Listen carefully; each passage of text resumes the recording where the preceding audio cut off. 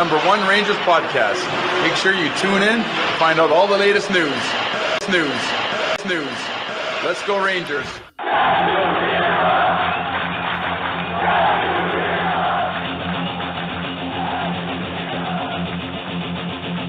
Blueshirt Underground, motherfucker!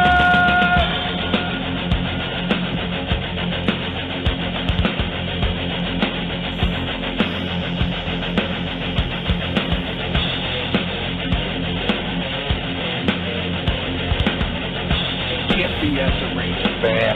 Get BS a Ranger fan. Oh, Jesus. This is an unlawful gathering. This is an unlawful gathering. They can't score.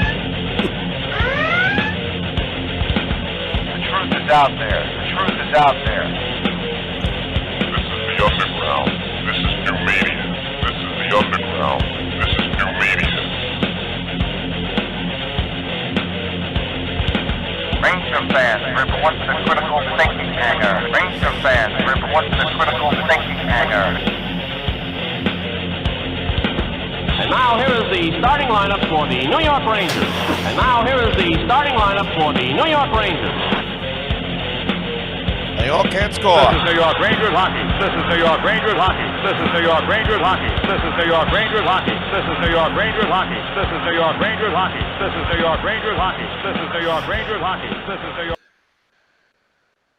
Good evening, everybody. Welcome to the Blueshirt Underground show. Today is Monday, February 15th, and it's Monday night. You know what that means. Eddie, take it away. The New York Rangers. Anemic. Pathetic. The worst offense I've seen in years. Holy Manoli, Chris Campoli, Tyler Toffoli. Actually, we could use Tyler Toffoli, as he's got more goals than this entire team does in this season. It's pathetic. It's a low point, ladies and gentlemen. Will it get worse? Will it get better? Stay tuned for the next 90 minutes to hear the take, the thought, and the misrepresentation, as well as the count. And dive down the alarm. Right here on Monday Night Hockey. Good evening, everybody. We are back. It has been another tough week in Rangerland. 2-game week. 2-game week with yesterday's contest canceled due to COVID concerns against the Flyers. Rangers will resume play tomorrow night at home against the New Jersey Devils, possibly without 8 games. Right. 9 games. The Devils haven't played since January.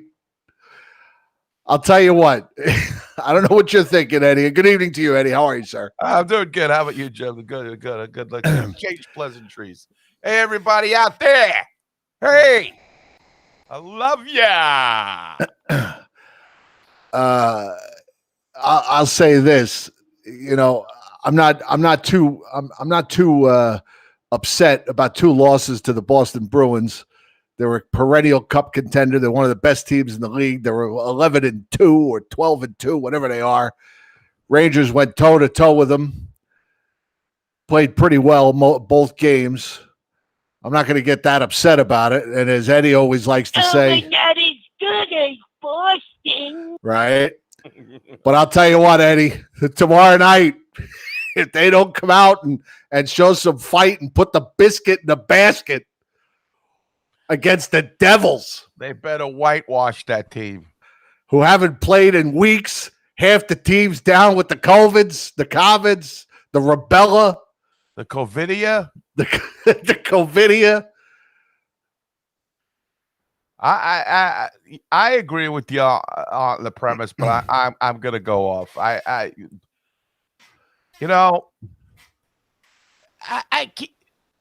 enough. Now, Capo Caco had a really good game in the 3-2 loss. The one was it 3-2? They lost in overtime with the Marchand goal. But Lafayette. Lafayette, show me something. Give me something. I don't care if you're 20, you're 21, you're 18, you're 15. Show me something. You cannot be a colossal nothing. That sounds like Costa at a strip club. I don't care if you're 20, 19, 15. I'm sorry, even Kako. Can you bring it? I got to keep waiting. I got to wait for Zibanejad, who had a terrific game in that 3-2 loss, but he's got to score. Chris Kreider and his 4 goals and no assists. You're supposed to be a leader. Score a fucking goal. I got to see Gauthier. I got to see Rooney. Boston fans are doing what we do. Who? Who is this idiot? They've got to score. Somebody's got to step up. I'm blaming every forward. You got to put the puck in the net. Now, listen, Tuukka Rask played like a madman in that 3-2 game. But the lack of scoring opportunities against Yaroslav Halak in that last game it looked like they were playing on Dramamine in that third period. Nothing. Fading. I mean, it's glorious to watch these defensemen for the Rangers play really well. They shut down Pasternak. I mean, he was a non-factor in those games, which is something to say. Bergeron, Baba Booey. You got Marchand really wasn't a factor until that 3-on-3 bozo-ness. But they got to score. Come on. I'm sick of the excuses. And don't get on me because I'm getting on the young guys, but show me something. If an oddball like Gauthier can score, then you can score too. Why is it such a hill to climb with these guys? Now listen, Boston, Jim, Boston's no joke. They've got it figured out. They know what they're doing. Shesterkin gives up a bad goal. That was bad. That was bad. It was a bad goal. Bad goal. But guess what? You got to score to win. Right. All right. So it was going to happen eventually. It was a bad goal. But still, I mean, it's just very frustrating. They don't shoot the puck. That I don't get. They don't shoot the puck. Pass, clear. Pass, clear. They don't shoot the puck. And also, yes, I agree with you totally. They don't shoot. This has been a problem for eternity. You want to talk about this is a generational problem. Not shooting the puck with the New York Rangers. They're just too unselfish. They blow a lot of opportunities. Now that Buchnevich is cooled down, he's getting 20 minutes of ice now. Listen, it's 2 games against Boston, but it is frustrating. I know maybe I'm just laying blame on players, but come on, you got to score. It's the NHL. I can't wait 1.5 years for you. I don't have time. Nobody got time for that. I don't have time. I can't wait for you to get here from another country and then 2 years for you to develop. Right. You got to come here like Shesterkin. Boom. You hear, you produce. I'm getting very impatient. And not having Panarin in that second game hurts. It hurts. I mean, come on. He's the only guy every night who's showing up and doing something special. There's nobody doing anything special on this team offensively. And let's be honest, call it what it is. The power play has been terrible since they cut Tony DeAngelo. I'm not saying they weren't justified in doing it, but nobody has stepped up in it. They've been terrible. I meant to go look at the numbers to see to give you some exact numbers, what they were before and after, but I didn't have time. But I can tell you that the power play hasn't scored since he's been gone. Since you've been gone. Since you've gone. I need that song. Well, they've even tried Keandre Miller now on the power play. Who is hurt and may not play tomorrow night. What's the update on that? Did WINS? Just that he has an upper body injury, status unknown. Same for Panarin, status unknown. I think he's a lower body. I think. Unless I missed an update on either one of them. Last I saw was a couple hours ago. What'd you think about Quinn putting Panarin out there on that power? Like he got hurt and he didn't play him in that third period. And then, like, you knew Panarin just did not have anything. He was hurting so much. And then he put Panarin out on a power play late in the third. He just didn't look good. Like, no, he didn't look good. No, I would have just been like. But is 30% of Artemi Panarin better than 100% of Kevin Rooney on the power play? Is he better than 100% of Brendan Lemieux on the power play? I don't know. He can still go out there and pass. It's all they do anyway. I honestly thought they were keeping him on the bench in case there was a shootout. Because I figured even if he wasn't skating that well, but he's kind of a slow shootout guy anyway. He kind of basically stops in front of that goalie. Yeah, he glides in real slow and lets his hands do the work. So I thought that's maybe why they were keeping him on the bench. Then they threw him out there for that power play. And no, he wasn't good, but nobody on that power play. It's all passes. Just passes. Everything's along the boards. Nothing's in front. Nobody's getting in front. Nobody's mixing it up in front. Nobody's getting in the slot. Everything's on the boards. You go back and watch that game the other night. They played the entire game on the boards, it felt like. No odd man rushes. I think they had 21 shots on goal in the second game against Boston. It's not enough. They're not aggressive, and I don't get it. It's a team full of kids. You'd think they'd be just chomping at the bit to just go out there and bombs away, shoot the puck. Where's Vinny Lettieri and a shoot first, ask questions later mentality? That's right.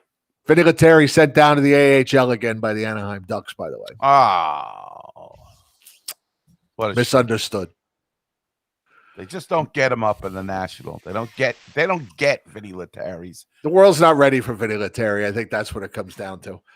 What's up, Dan Murphy? How are you? What's up, everybody? Son of Chewy, Todd McGonnell, the Great Rock.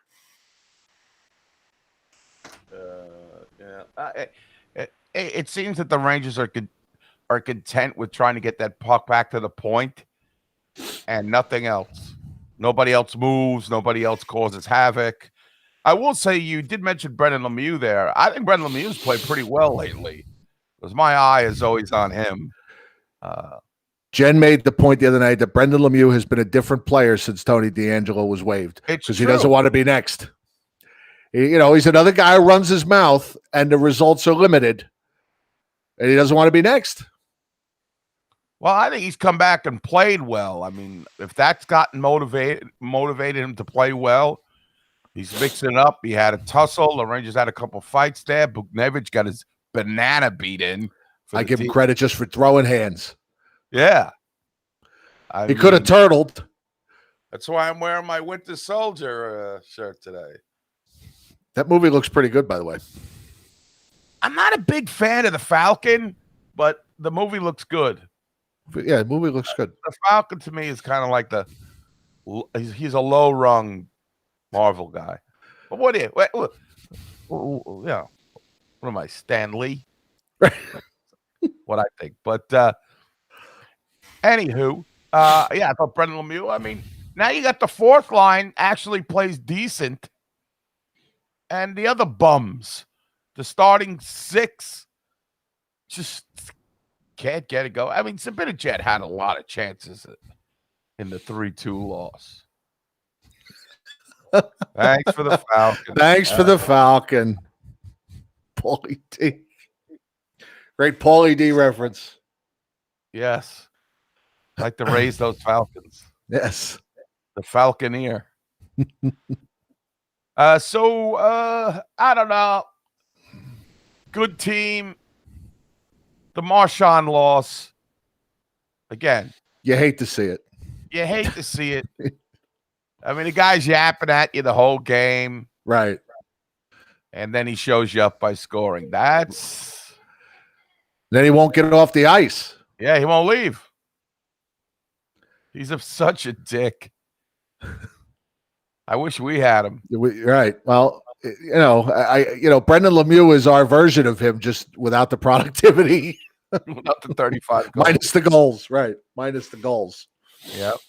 So just what was the guy that Lemieux went at it with the other night?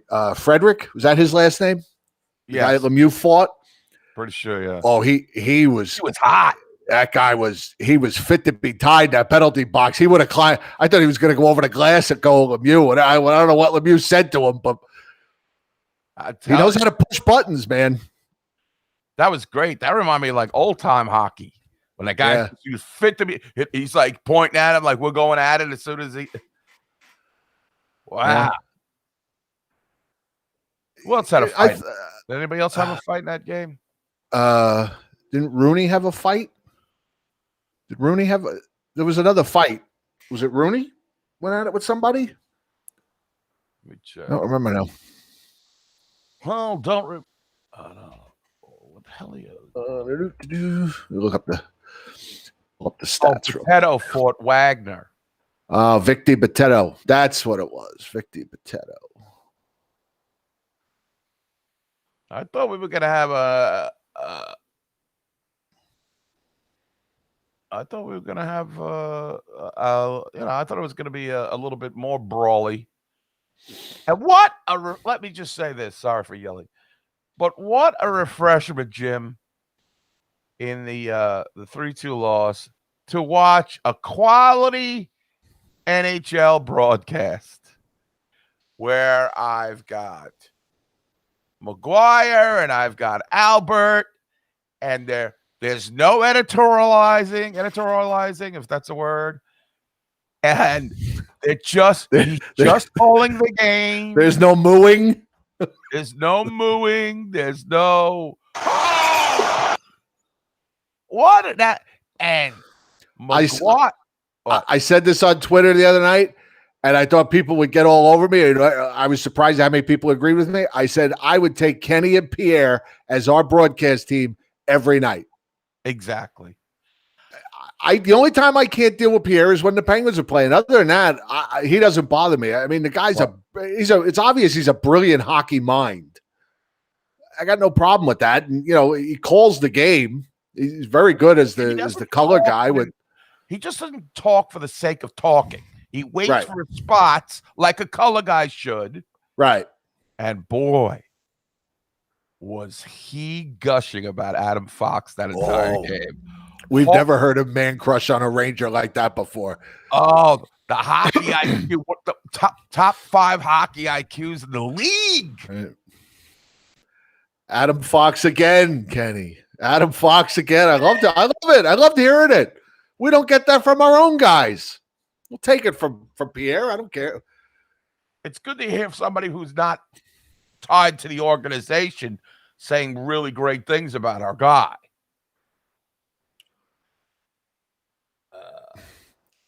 Wait a minute. Somebody defending. Please don't defend Brett Howden. He's terrible. Tell me what he does. Nothing. I'll tell you what my one problem with that NBC broadcast the other night was. Okay. Why do I got to see the Capitals and Penguins logos on Madison Square Garden ice advertising an upcoming game? Oh, I didn't notice that. Yep, they were right inside the blue line. They got to get permission for that. Well, who gives permission? Who puts another team's logo on your ice? Well, MSG, they should ask MSG if they could do that. You can't superimpose that. It wasn't superimposed. I think it was painted in there. No way they painted that in there. I don't know. Let's get some of the smarter people. It did. Smarter people. I just can't. All right. Enough of this idiot Jim. Let me get somebody. Listen, idiot. Right. I cannot. If that happened, I'm leaving the show. That's it. You're hanging it up. Ryan Leach says it was digital. It did not look digital on TV. Okay, because if it really happened, then I'm just going off the air. Because I would actually, I think, stroke out if they put it had to be superimposed. All right, Jesse. I still don't want to see it on the ice. All right, I fine. agree. It's digital. I agree. And I still don't want to see it on garden ice. see, some of the smarter people answered. It didn't look superimposed, that's for sure. Because usually you could tell that, but I don't know. Yeah, all right. If they had those poor Madison Square Garden workers during the COVIDia out there painting the Caps and Penguins logos, I would have blown my top. Shouldn't be there anyway. You think the Ranger logo was on the Islander ice? You think they'd superimpose that? Kind of crap is that? Yeah, I don't want to see it. I That's our agree. ice. That's our home. 18,000 empty seats cheering the Rangers on every night. Don't need to be seeing the Caps logo on our ice. Yeah, they better not do that once they start letting people back in. Fans are back next Thursday, I think, 25th. How are they doing that? Like 2,000 fans. But like, how do you pick 2,000? Like, is it the season ticket holders? I have no idea what they're doing. Do you have to have a Costa and 1,999 other people sitting very far away from him? Does Biden have to ordain you that you could go and get a note from the president? Yeah, another executive order. Another executive order. It's like his 312th executive order will be who gets to go to the Ranger games. Yeah. After his wife explains to him who the Rangers are, what sport they play, and what town they play in. Oh, please. So I think, well, I don't know who gets to go. I guess the season I don't know. I don't know if it's a lottery or what. I don't know. Who knows? But and you have to be tested. The only thing I understand, you have to be tested a couple of days before the game. Right. And I don't know. You're supposed to live in a bubble for 3 days before you go to the Garden. Then you have to quarantine. Right. I mean, week after. I mean, if the game is on a Thursday and somebody gets tested on a Monday, I'm pretty sure that it's possible to catch COVID on Tuesdays and Wednesdays, isn't it? As long as you eat chicken, unless you don't eat chicken wings at a bar after 11. Is that how that works? I have no idea what these protocols are. They change every minute. I will be getting my first vaccination shot on the 26th. Excellent. I had mine last week. Oh, very good, sir. That was your first? Yeah, first dose of the Pfizer BioNTech. Oh, what's the other one? There's the Pfizer. I think there's a couple of different versions of them. I think there's a couple of different versions of the Pfizer one, and then there's the Moderna one, and then there's going to be a Johnson & Johnson one. There's only one shot, right? Johnson & Johnson's 1 shot, Moderna's 2 shots, Pfizer is 2 shots. Maybe we should pick up this Moderna. He sounds pretty good. Right. Can he score? Steve Pfizer. I got my first dose on Super Bowl Sunday and felt no ill effects. Just a little sore arm the rest of the day. Nothing major. But I hear that the second dose of the Pfizer is the one that packs the wallop. Sore arm. Come on. Not the second. I'm talking about the second dose. Say the second dose, though. Everybody's worried about a sore arm. What about the pioneers that went from the east to the west? They conquered the William. People are worried about a sore arm. I'm not talking the second dose side effects. I'm not talking. It's worse than a sore arm. It's more like when you used to get the old flu vaccine when it was a live vaccine and you'd feel like shit for a day and a half. That's the kind of shit I'm hearing about the second dose of the COVIDs. People who say that. Anyway, I don't want to get into the whole thing. The Rangers can't get vaccinated. They don't take shots. They were going to get the shot, but they passed. But they passed on it. They passed on it. Pass cleared. So, right, exactly. All right. So yeah, getting the second dose March 2nd. We'll see what happens. So this Devil game is they're gonna play this Devil game tomorrow? Sounds like it.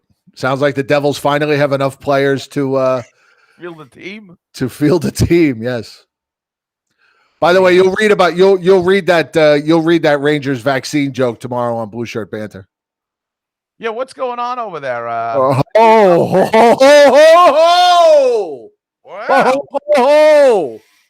What's going on? Well, my friend. I'm glad you asked that question.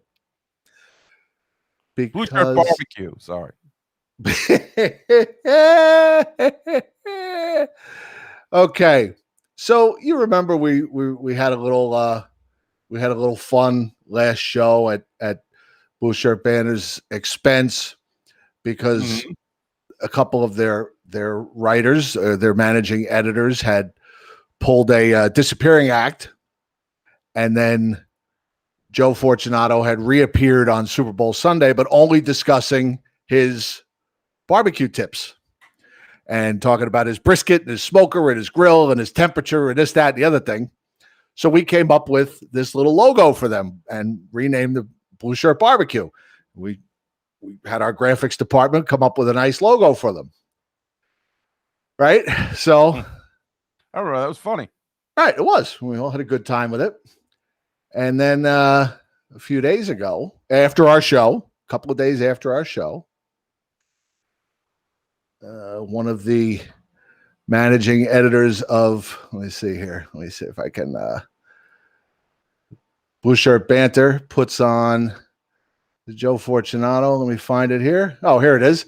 He says, on February 10th, while we wait for the second period, Blue Shirt Barbecue will commence again in a few weeks. And he takes a poll, what people want him to make. And then he tweets out the logo. Oh. And there you see our people getting all over him. Why'd you steal for Blue Shirt Underground? Did you watch the podcast? There's my girl. At least give the BSU show credit. And then Chris, another one of our loyal viewers, asks if I sent it to him. He says no. He tweets it out.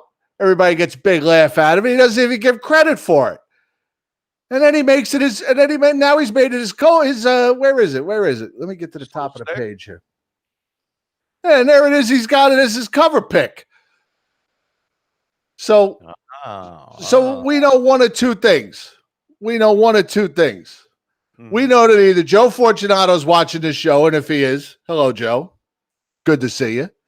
Or somebody that's watching our show is reporting back to Joe, which, again, is a dick 12-year-old girl move. Oh, Joe, you want to hear what they're saying about you? Oh, they made fun of your logo and your barbecuing and your brisket. You fucking little bitch. If you got to run to Joe Fortunato and tell him what we're talking about, you're a bitch. Plain and simple. You were a bitch 2 years ago when you reported back to him what we were talking about in our group when we made fun of Blue Shirts Breakaway and their little fucking forum that they had. You were a bitch then and you're a bitch now. Or, like I said, that's option B. Option A is Joe Fortunato's watching our show. In which case, if you are, hello, Joe. Good to see you. Thanks for watching. This is what a fun show looks like. All right, let me ask you this. Was that Blue Shirt Barbecue posted on Twitter at any time? Joe, by us? No. No. Catroni? No. So it only appeared here. Right. And then Sean McCaff used it, but he only took like a circle of it and put it on a picture of Joe Fortunato as a barbecuing, like a really bad Photoshop picture. But what Joe had was somebody had screenshotted the logo from our show. If you look at this, let me see here, really. I don't want to spend all night on this. It's so petty. Why are we fighting? Oh, well, I'm not fighting. I just think if I hear something or I read something or I see something and that I think is funny and I use it on the show, I really try and pay attention to who said it, who had it, who posted it, so I can give credit. Yeah, you give credit. So I can give credit. I'm not here to steal anybody's material. That's all. I don't care if he wants to use it, make a joke out of it. Fine, but at least say, hey, you know what? The guys at the BSU show came up with this. They like to pretend we don't exist, kind of like Adam Herman and his fucking rumors. If you look at this, I'll show you this one more time. Shared screen, Chrome tab, Joe Fortunato, share. If you look, it's a screenshot from somebody's phone, and then he tweeted it out. All I ask is give credit where it's due. We didn't put our watermark on it. Probably should have, but they probably, I mean, those are easily blocked out anyway. So no, whatever, but at least say, hey, you know what? They were having a little fun with us on the BSU show. And this is what they, because of my barbecue tips. Well, maybe he's trying, maybe it is annoying to him and he's kind of trying to diffuse it by trying to make light of it. You know what I'm saying? Right, to try and make sure it doesn't, and that's fine. But if you're going to steal something, at least give credit where it's due. Right? Of course, except if you're Larry Brooks, stealing half our show. But yes, I agree. Adam Herman has still not come out of hiding. It has now been two weeks. Larry Brooks is talking about DeAngelo with Mark Stahl. Right. And the first couple sentences out of Larry Brooks's article about this fan blog, again, excoriating the fan blog, which they won't name. So again, he's getting roasted. Yeah, and I thought that was a pretty good article. Mark Stahl saying that, he played with Tony for 2 years and never seen him do anything racist. And right. Really stood up for the guy. They've been discredited by the organization, numerous writers, Keandre Miller's agent, a nationally known hockey writer, and a former teammate. That sounds bad to me. Yeah. that sounds bad for your credibility. Right. So I think that's why he's still in hiding. And I think you can't just make up what's going on here. You just can't make up things and agendas to fit your agenda. That's why you're not a real writer, and you should act like a real writer. Who has sources as we call them here. Yeah, I have absolutely no sources. Right. I don't know. And if you believed in it, if you believed in what you were putting out there with that much conviction, you wouldn't have hid for 2 weeks. Well, and quite frankly, if you're Joe Fortunato running that website, and hello, Joe, because we know you're watching, you wouldn't have hid. He hid for a week. Adam Herman's still in hiding. It's not a good look. It's a bad optic, as Sandy Alderson likes to say. But just it's a bad optic. Joe should just come out and say, listen, first of all, you should say Adam Herman is no longer with us, number one. This doesn't represent Blueshirt barbecue at all. But I think the sentiment there is like Adam Herman. They wanted to kind of just drive DeAngelo out. I mean, I haven't followed the whole I never read their articles, so I don't know if this is, but I hear from others that this has they've been driving this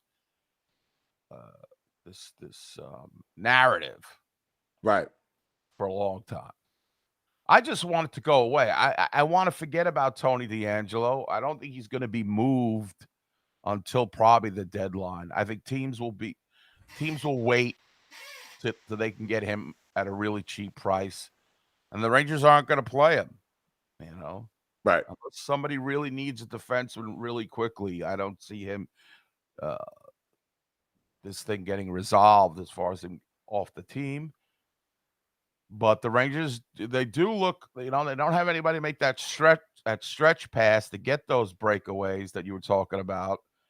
And but even so, even with that, I'm very disgusted with the Rangers' lack of output. the power play is the flower play now. The penalty killing is outrageously good. It is. I mean, It's been good. why can't we have both? Uh, Why is it uh, always one or the other? And can we just admit that this team is actually pretty good defensively? Can we stop blaming the defense for everything finally and admit that this defense is pretty good and that Jacques Martin has done a pretty good job with this defense?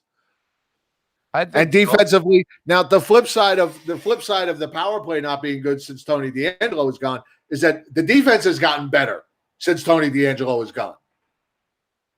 Yes. But at some point, you've got to generate more scoring. I know it's the Bruins and they're good, but come on, they're basically untouchable. So, you have any problems with Libor Hayek with how he's playing? I think he's been fine. Really, I mean, again, he'll make the odd mistake, but that's what guys like him do. Keandre Miller, Adam Fox still makes the odd mistake. They all, I mean, the average age of that defense is 22 years old. Odd mistake. I don't see any reason that Jack Johnson should ever skate for the New York Rangers again. No. These guys are better that they play. Maybe Brendan Smith once in a while, but that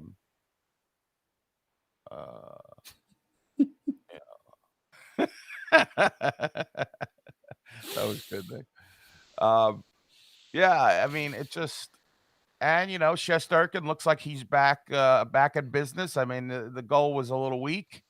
He gave up, but seems to be settling in, though. He seems to be settling in. Georgiev was okay in that overtime, although he can't stop a breakaway for shit, though. No, he can't. And I know the percentages are low on stopping them, but hey, throw me a bone, Georgie. So it was kind of odd, though, going back to that Islander loss, and this was brought up by who was it? Matt Morello in the last broadcast that Rangers usually start Georgie against the Islanders.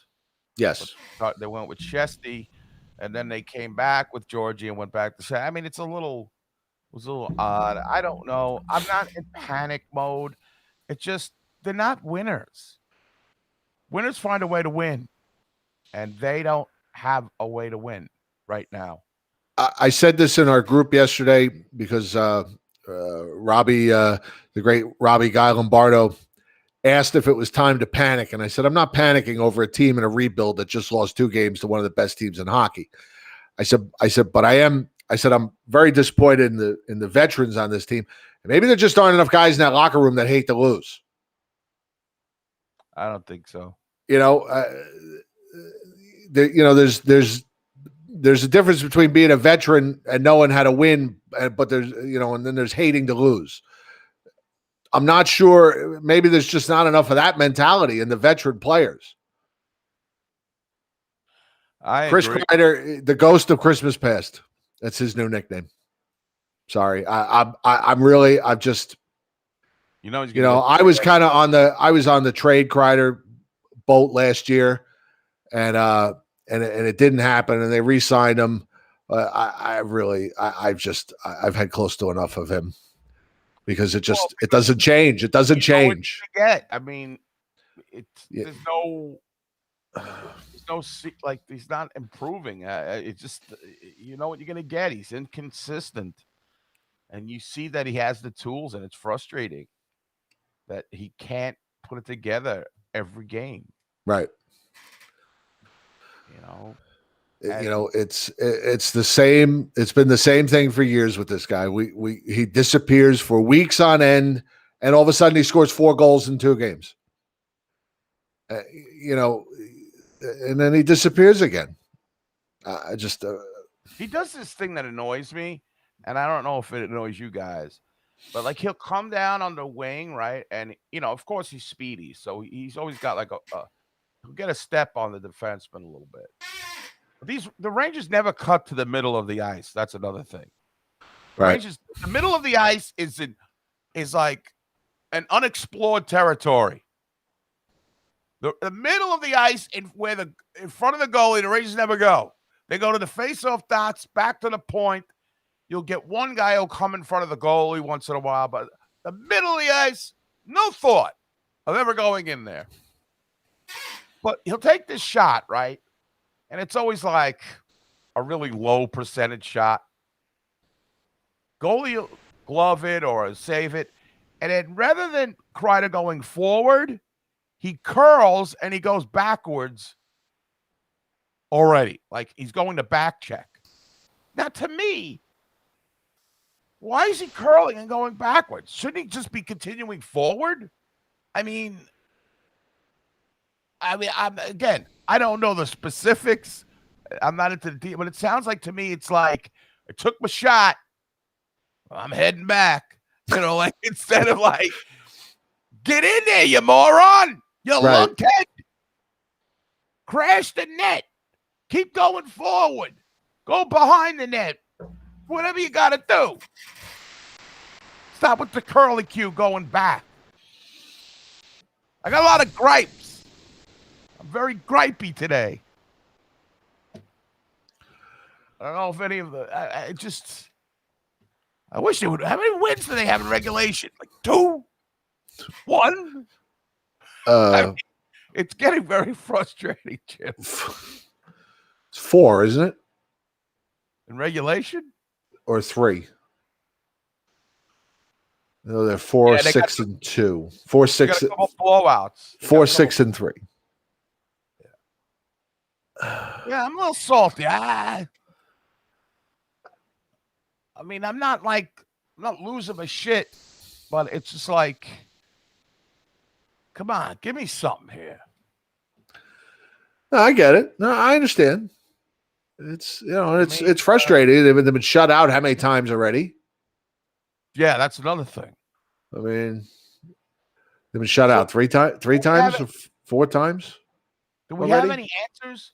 Does anybody have any answers? Because I don't. Are the New Jersey Devils the answer for a scoring drought? Oh, the last time they played the Devils, they got spanked. So, all right.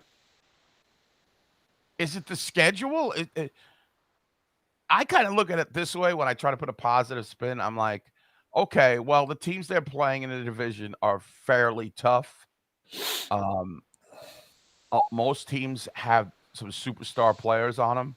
They've got to face Ovechkin. They've got to face Crosby. They've got to face Pasternak and Marchand. Every team sees them, except for the Devils, don't really have any high quality players.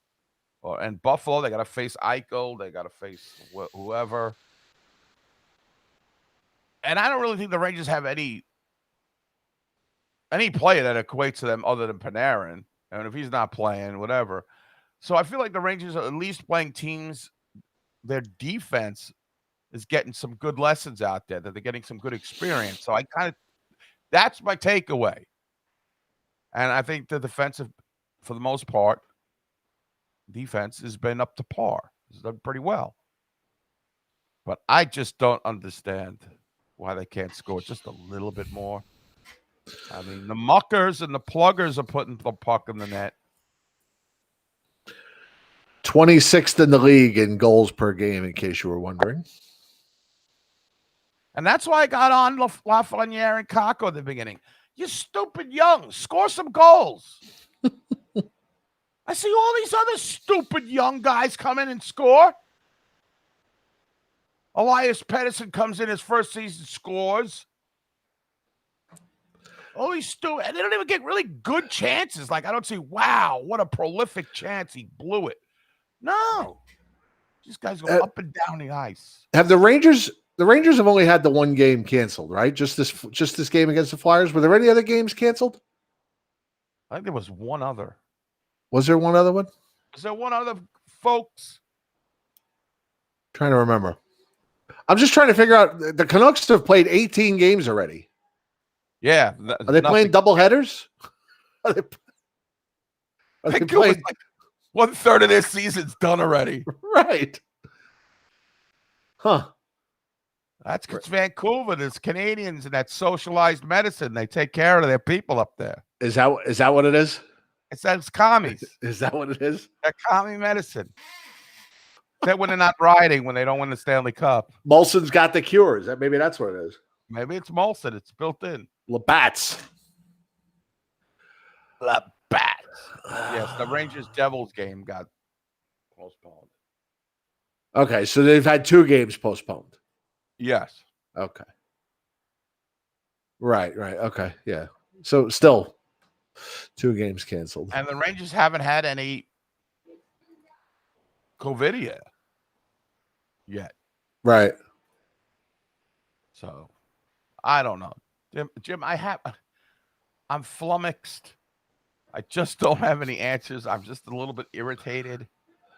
But again, like you said, we're in a rebuild. I got to keep that in mind. But I mean, is there any excuse why this team is 26th in the league in offense? There's no good reason for it. I mean, they're too talented, aren't they? Or have we been misled? Are they not that talented? Are we expecting too much from Artemi Panarin, Mika Zibanejad, Pavel Buchnevich, Chris Kreider, and the top 2 out of 3 picks in the last 2 drafts? Are we expecting too much? Maybe last year was just a total career years for everybody last year. Ryan Strom's playing okay. I mean, but nobody scores. And maybe it's a result of the too much passing. But 26th is bad. We're not even talking like 18th. We're talking 26th. Right. 7th on the penalty kill, 27th on the power play. Ugh. I don't know, guys. Put your answers in the what do you call it? Message box. Blame somebody. We're not going to have the wheel of blame, but we're going to play the blame game. It's the bye week for the wheel of blame. Yeah, this is bye week. It's lent out to Blueshirt Banter. Yes. Hello, Joe. Good to see you. Good to see you. He's being he's got a wheel of meat. Seems to be. Speaking of social media, we have, before we get to phone calls, the Rangers have a TikTok page now that they've been advertising during the games. All right. Before you go into this, all right, what is TikTok? Explain it to me.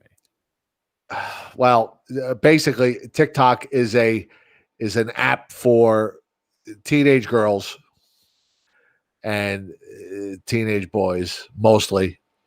It's a social media app where you can post short clips, dance clips, music clips, short video clips, basically, of any kind.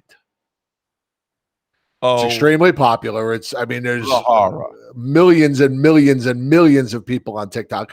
There are teenage kids getting rich off their TikTok pages. All right.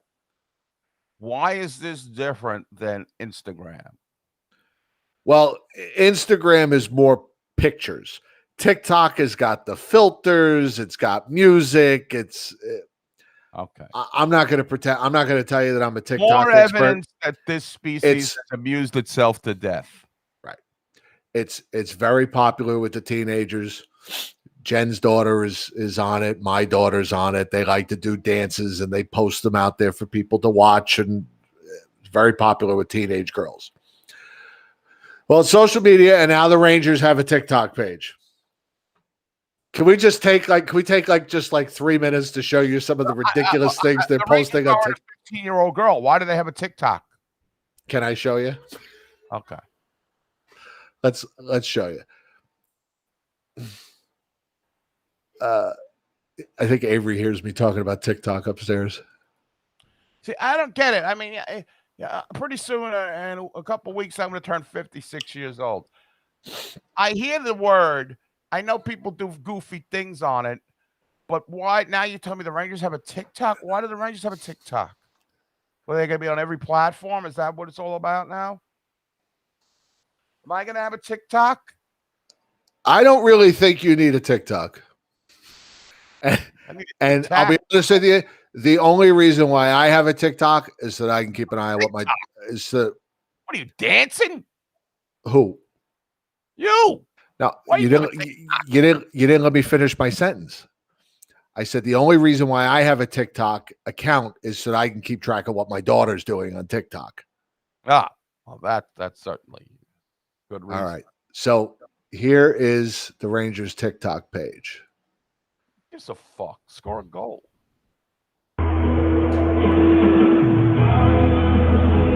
Hold on. So I got to refresh this because the video starts automatically. For more than 4 minutes. Okay, can you hear this? And Mika Zibanejad will not leave his home ice until and unless Brad Marchand leaves first.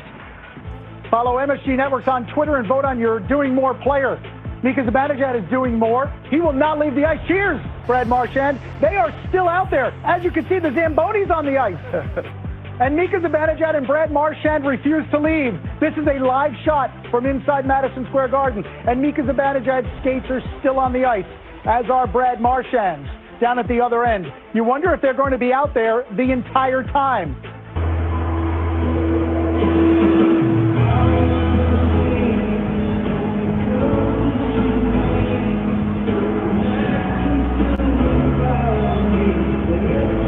This has been Okay, so semi-useful little video, little clip of what was going on the other day with Marchand and Zibanejad, right? But now, I have so many cute look at outfits this. planned for this year that I couldn't wear. So I just wanted to show you. See this? I love it. I couldn't wear it. Love it. Couldn't wear it. Then there's this. Love it. Couldn't wear it. Love it. Couldn't wear it. And this was supposed to be my cute costume, but no. Wait. I have so many cute outfits. This is my outfit for today. And if you don't like it, you could leave. Okay, love you.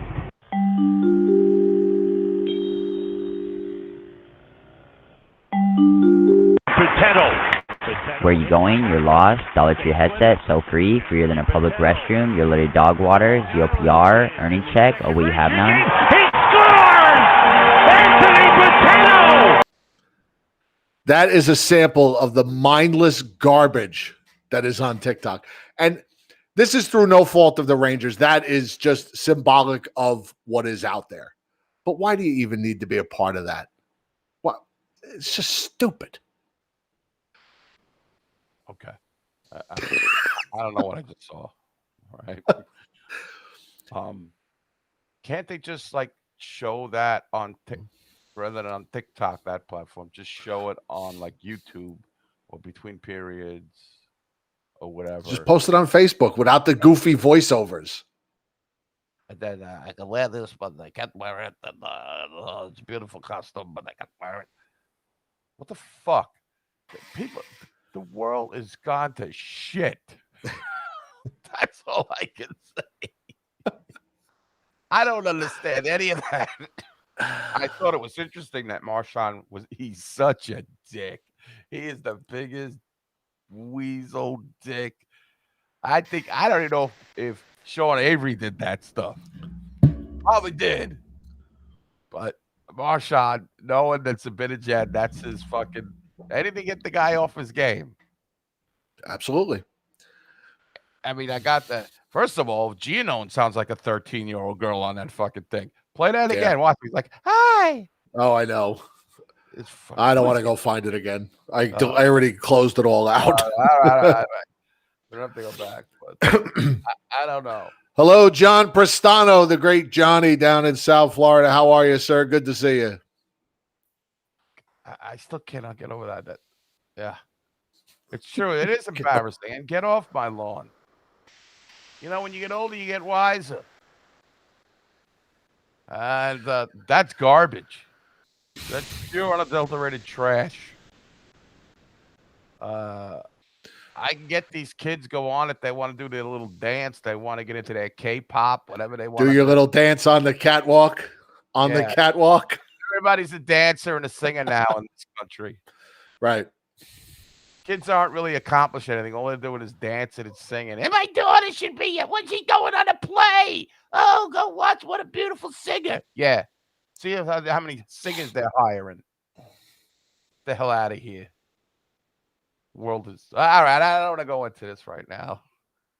Rangers win a couple games, I'll be back, and the world will be gravy. We'll be on TikTok. We'll be on TikTok. We'll be on TikTok. I'll be doing a dance so I can become one of those favorite fans of the MSG Broadcast Day show. Right. Win 5 games in a row. I'll be happy to get on TikTok and dance about it. Yeah. Mika Zibanejad gets 5 goals in the next 6 games. You'll see me TikToking. Right. I mean, it was just going back to that game, the NBC game, which was a wonderful broadcast. Wonderful.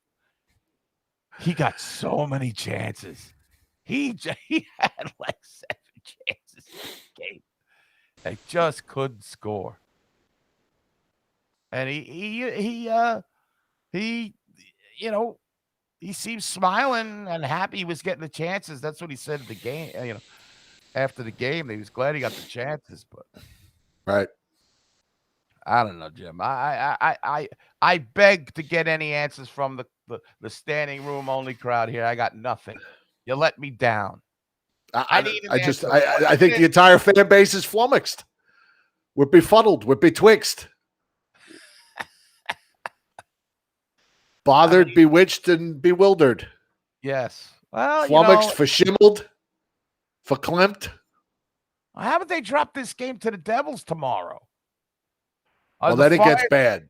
Then it gets bad. When people come out again? Well, the Fire Quinn people are already out. I'm not there yet. What'd you say? I just don't think I don't think there's enough evidence. Is it David Quinn's fault? Is it David Quinn's fault that the top 6 scorers on his team aren't scoring? Is that his fault? No, I don't think so. These guys are talented. They've proven it before, at least. Like, I can't really say proven it before. Zibanejad, he's always been good. And I think Buchnevich is cooling off a little. And I know he kills penalties now, but he's like up there in ice time too now. It's like, I guess with Panarin out, he played a little bit more. I don't know. I just don't know. It's hard for me to go, even though I did go nuts initially because I had to vent. It was only 2 games. But I want a victory. I want to win. What was that victory we had against the Capitals a couple weeks ago? Oh, that was ages ago. That was before COVID, wasn't it? It was before COVID. We didn't have a virus. We were a virus-free nation back then. A winning streak? How about a winning streak? Do those even happen? They haven't happened since pre-COVID. Well, come on, win 3 in a row. Humor me. I'm spending all this time and energy watching this game. Humor me with some wins. Playing good defense now. I'm very happy where the defense is going. I like the goalie. Somebody score. We haven't seen defense like this in years. Wow. Pre-AV, maybe. Wow. I mean, the Muckers look good. I like Rooney playing good. You said Rooney, Kevin Rooney, Colin Blackwell. Your man, Julien Gauthier, got a goal the other night. Hey, we got him going. We talked about him on the show last week, and he's played his 2 best games after that. Scored a goal, his first career goal. Tony DeAngelo snuck in, stole the puck. Yes, of course. Because he hates the French. He's racist. He hates the frogs. Right. We got anonymous sources on that one. Yes. Pee Wee Herman. Gave us that one. And you said he had no hands. How dare you, Julien Gauthier? Big, fast, and a little driving. He's all of a sudden he's driving to the net, which is what he should be doing. He should be doing nothing else. Straight line, straight to the goaltender, and don't stop until the net's off the moorings. Di Giuseppe's clam house. He's freaking doing. He looks good. He's like you said. You mentioned very astute of you. He's kind of plugged in for Fost. How about those? Yeah, I think he's filled that role pretty nicely. He's kind of he's kind of cooled off as well. He had like 5 assists in the first 4 games or something like that, and he's still stuck at 5 assists. But I mean, there's a lot of guys on his team got to get going. Everybody. Brett Howden, what's he been doing? Brett Howden's fine. He's not a goal scorer, but he's fine. He's, as a 3rd or 4th liner, I got no problem with him in those roles. That's all he is.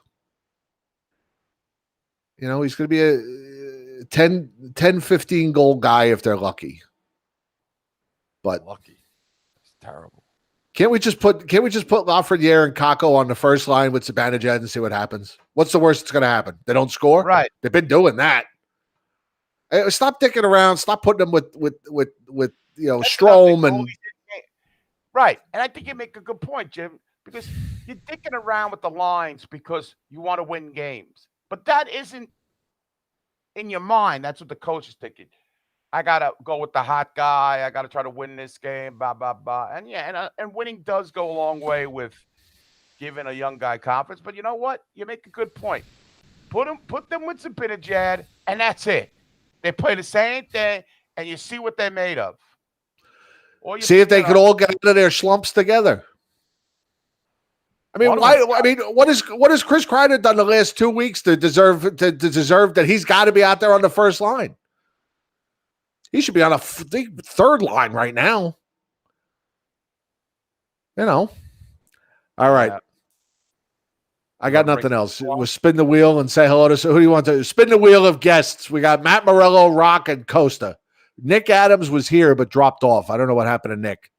I was going to bring Nick on first because I don't think he's ever come on. Oh, I'm sorry, Nick.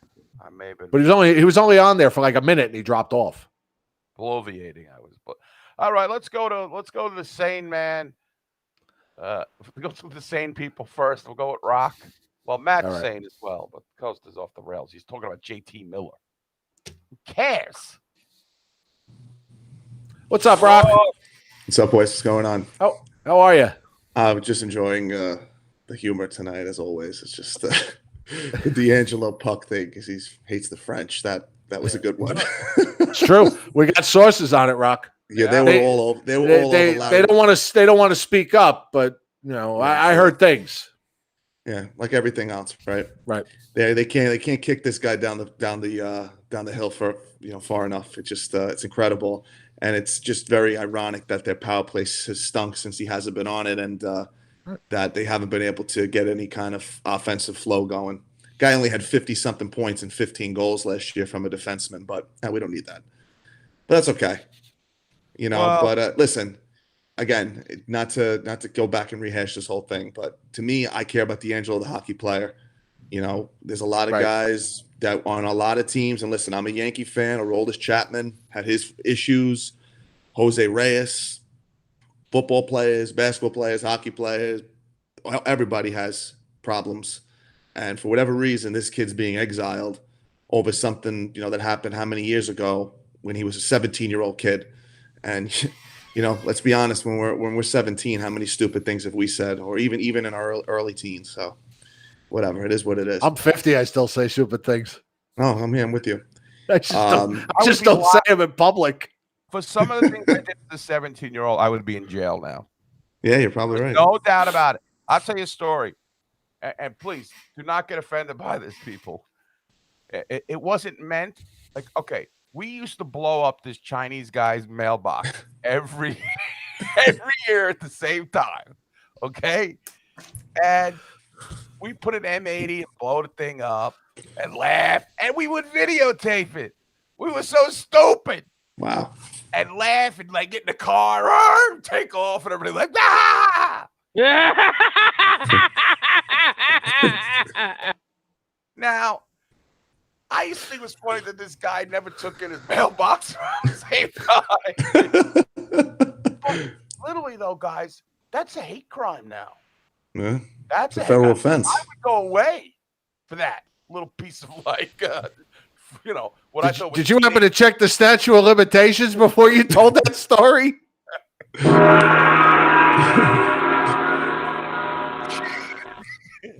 That's a good one. Jam and Wangs. That's great. No, but that's what we used to do. I mean, we didn't have anything against the Chinese. It was a Chinese guy we know that used to give us problems in the neighborhood. So we decided to blow up his mailbox. Yeah, we all did crazy things. Yeah, like we all do stupid things. Listen, we're all hot-headed. I mean, when I play hockey, I'm guilty of yelling at the refs and screaming at the other team and getting into fights. It's a competitive nature. If a guy you take that out of a guy, I'm not saying he didn't go over the line with a lot of stuff. I'm not here to crossed he's the line, the big defender, but he if a guy it wasn't just this incident either. No, that's the problem. And it was a history of him, and it was incidents since he was a Ranger. I mean, this wasn't just going back to what happened when he was in juniors or in the minors. I'm sure they don't like the social media stuff. Yeah, I mean, they talked to him about that, but it was also when he was benched for 2 games, they said he didn't handle it well, and then the unsportsmanlike that he took a couple weeks ago when he slammed the penalty box door and he was mouthing off to the ref and got it was a culmination of things, and they just he was forewarned that right. Then he's yelling at his goalie and this. I think they've been trying to trade him for a while, and I just think he's just dug himself such a hole that he's going to get a second chance. They're going to wind up giving him away like they did with Elias Anderson. They're just going to wind up because trades, for whatever reason, the Rangers just can't seem to make hockey trades. They either have to fleece a team or they have to get prospects and picks. They can never trade a young player for a young player. It's always a young player for picks or a young player for an aging veteran. It's never a 25-year-old for a 25-year-old, a 27-year-old. It's never a need for a need. I can't think of the last total hockey trade this team made. If you want to say the Broussard trade was a hockey trade, I don't know if I can say that anymore. But I mean, they just don't make those trades, and I don't know. I just don't know. You're going to wind up just giving him away just to dump his salary or just to get him off the team. And that's going to wind up happening. But it just never ceases to amaze me how a 50-point defenseman who's on a decent contract, and I understand the flat cap and everything else, that they just can't find a home for him. And I don't want to hear the backlash from the fans. I mean, first of all, there are no fans in the building. All right. 1. And 2, if he stinks, you can buy him out at the end of the season for next to nothing. And if he puts up 50 points or 40 points or how many games he plays, the fans aren't going to care at that point what he said and did in New York. So I don't know. I saw Bob keep McKenzie speak on it, and he said, "What's the rush in getting Tony DeAngelo right now for other teams?" They're going to do the slow play, and the Rangers are doing the same thing. Yes. Right. So he's going to be stuck here. Can you put up what Christine Bonzen said? Yes. Let's see. He's terrible. Defensively, he's not good. No. I agree with her 100%. But you know what? On a team that they have listen, Adam Fox is the most offensive defenseman right now, and their power play. Listen, their power play suffered. I'm not saying DeAngelo's Scott Stevens or I'm trying to think of a good defenseman who have offensive prowess. An all around defenseman. But I mean, he is serviceable. I mean, listen, I didn't want to turn this into my case with DeAngelo. That wasn't my reason. I just kind of went off on a tangent because of what he said before. But no, I agree with that. He's not good defensively. Aho made him look like a moron, made him embarrass them. But it is what it is. I know a lot of defensemen. I mean, how many times did Mark Stahl or Dan Girardi or even Ryan McDonough look bad on a play? It just happens. But it is what it is. Mark Stahl with 2 goals as a Detroit Red Wing. He has twice as many goals as Zibanejad. So does Kevin Rooney, doesn't he? Yeah, Kevin Rooney has 3 times as many goals, doesn't he? Yeah. I was laughing when you guys said that all they do is pass the puck. And I've joked about this, and I don't know if I've ever mentioned it on the show. You know what the Rangers need? They need a guy like Sergei Barazan. Do you guys remember him? He played for Washington, I think. And this the guy had 250 shots a year. He'd shoot from behind the net if he could. He shot from everywhere. And this team has done this when they had Zuccarello, when they had Broussard, Brad Richards, all these guys. They never had a pure shooter. And listen, Zibanejad, I would say, is their most pure shooter, but right now he's he's fighting it. He's definitely fighting it. They just don't have a guy that a Stamkos, an Ovechkin, a Pasternak, a guy that gets the puck on his stick and he fires it. Gabrick was that guy. Everyone wanted to kick. He couldn't wait to kick him out of town. But 3 years and 40 goals sandwiched between a injury plagued season. But listen, they just never really had that guy, that dependable guy that thought shot first, and that's always been an issue with this team. Yeah, they tend to get the unselfish guy instead of the sniper, the guy who just shoots every time.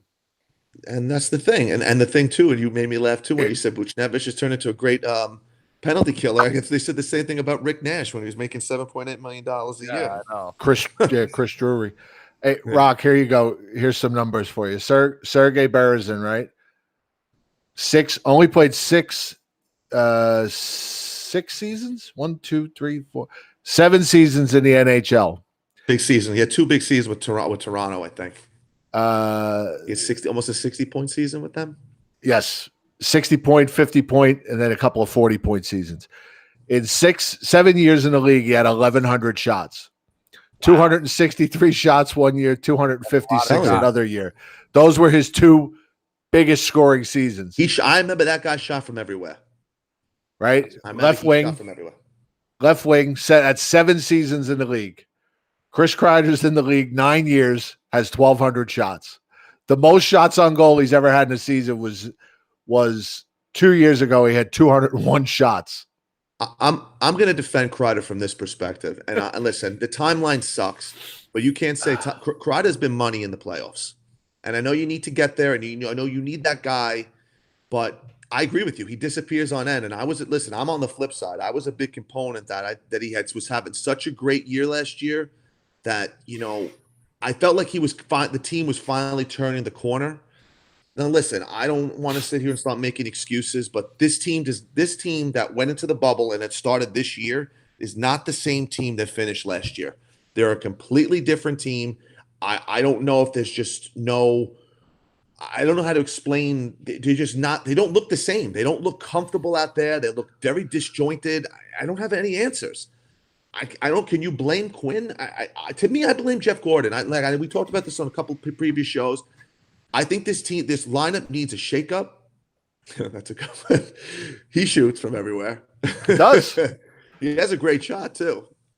He just can't do anything else. What's funny, what's sad is Anaheim just sent him down to the AHL, and Anaheim's averaging less goals per game than the Rangers are. Anaheim's last in the league, and even Vinny Lettieri couldn't even make that team. Isn't it funny how these guys come up and they always score in their first game or their first few games? Elias Anderson did it.